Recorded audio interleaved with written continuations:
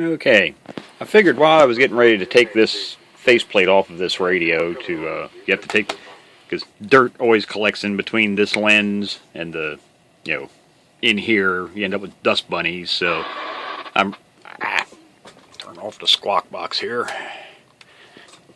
Any case, to get in here to clean the faceplate off, you have to take the face, in between this lens and the, meter where the meters and the LED display and everything is. Anyhow, dust bunnies collect in there. The only way to get in there is you take the faceplate off, and there's screws in the back side where the back part pulls out the back side. Now, I'd had somebody ask me one time, they said they could never figure out how to get the faceplate off. It's actually very simple. GE was, I don't want to say they were geniuses, but they realized by having these buttons come up through the top side of this faceplate, see, it was going to be, even with them depressed, there's no way, because first thing, take all the knobs off. There's 3 screws, one here, one here, one here, and the same thing in the bottom side. So we're ready to take it off, with the exception of how do you get it out past those buttons, okay? See, they're stuck, and that's where he got stuck at. He couldn't figure out how in the hell to get past that. So what General Electric did to accomplish that, I'm not sure if I'm going to be able to get down in here now. Okay, if you look, see this little thing right here? This little piece? It moves. See that? How it just click. And you've got the same thing on the other side here. Click. That pulls out, and then there's a little tab here you can just push down. They make convenient little handles, but look at the switches while I'm pushing that. See how they drop down? So that has completely sunk. Get the camera turned back around here and turn the flashlight off so it's not blinding the camera. They have disappeared. So now you can grab your faceplate and it pulls right off. And then there are the screws I'm talking about. You can see them in the top side and the bottom of the back there. You take those screws out, and then you can get the lens out, this clear lens, so you can get in there and clean that. Because you can see in the top, might be hard to see in there, but there is dust and dirt in there, so we want to get that cleaned out. But like I say, there's how you remove the faceplate. This switch panel, see that? It just click, it locked in. So it'd be a little bit clearer to see now that it's out. Get the flashlight.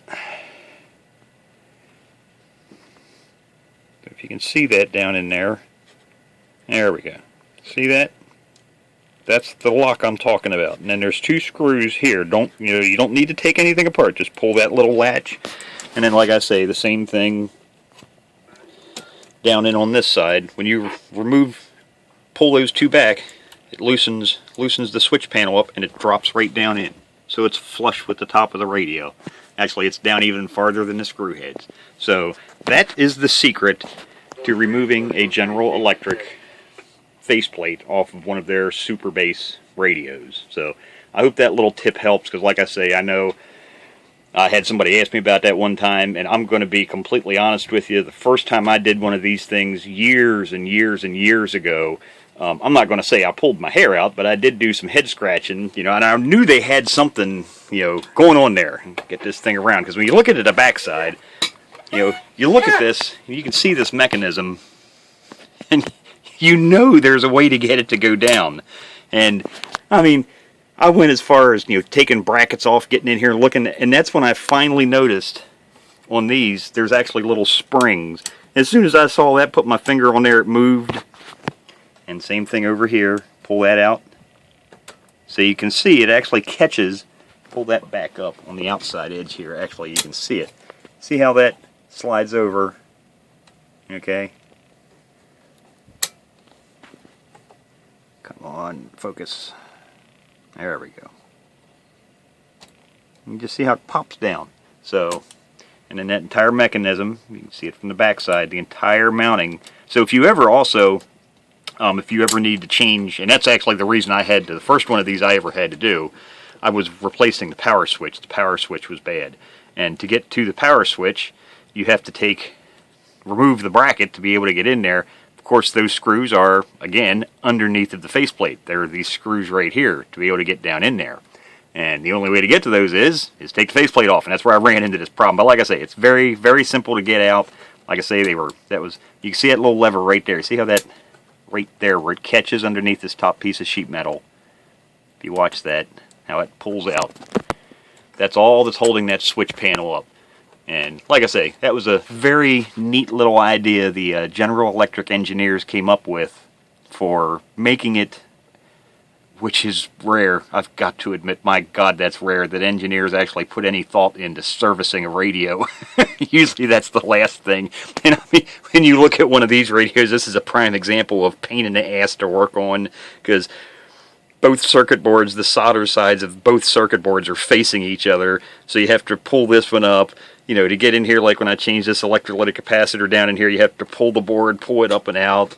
The speech compression module right here, you've got to dismount it, pull the board up and out. There's nothing, the only things you can get to on this board is basically the power supply. That's pretty much it. Without removing circuit boards to get to them, the only components that are serviceable just by removing the radio covers is the power supply. Everything else you have to remove the entire board to be able to get to it to service it.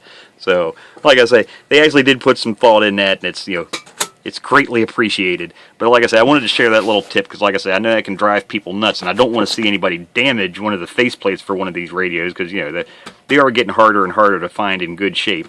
So, you know, if you're ever redoing one, or you just, you know, have dust bunnies in your faceplate like the one over there does that goes with this radio, that's how you get it off. You know, drop the switch panel down.